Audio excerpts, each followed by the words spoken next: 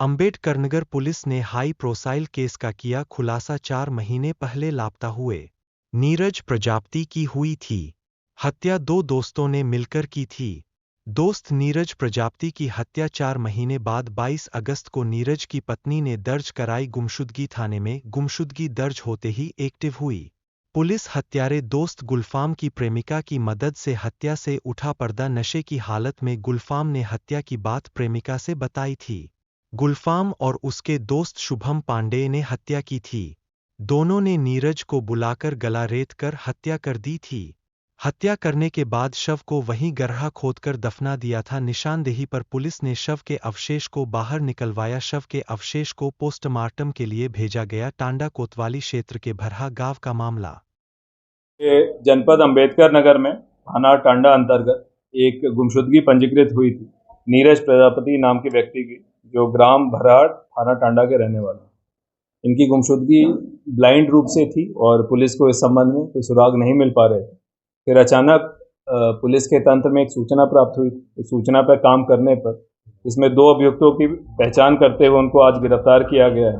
2 अभियुक्त हैं शुभम पांडे पुत्र महेंद्र पांडे, ये भी ग्राम भराड़ थाना टांडा के रहने वाले हैं, और गुलफाम पुत्र जयगम, ये दोनों मित्र थे। और शुभम को इस बात की पीड़ा थी कि नीरज प्रजापति, जो इसके घर के बगल का ही रहने वाला था, इनकी माताजी के बारे में और इनके घर के बारे में अप्रतिष्ठित बातें या कुछ कहा करता था, जिससे ये शुद्ध था।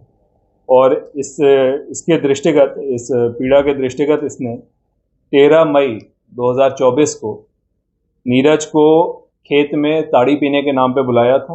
और जब पुलिस ने इससे गहनता से पूछताछ की तो इनके द्वारा बताया गया है कि एक धारदार हथियार से पहले हमला करके और फिर गला दबा के ये और इसके मित्र गुलफाम ने नीरज की हत्या की।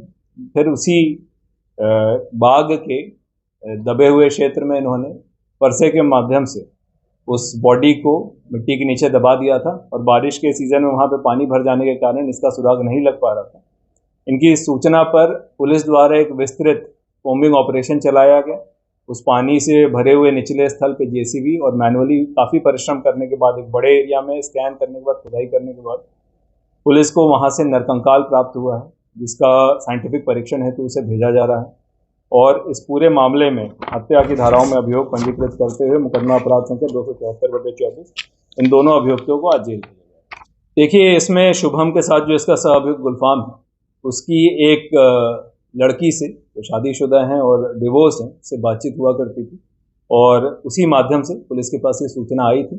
और इस सूचना पर फिर गहनता से जांच करते हुए और बाकी सारे साइंटिफिक एविडेंस कलेक्ट करते हुए इस पूरे मामले का अनावरण किया गया।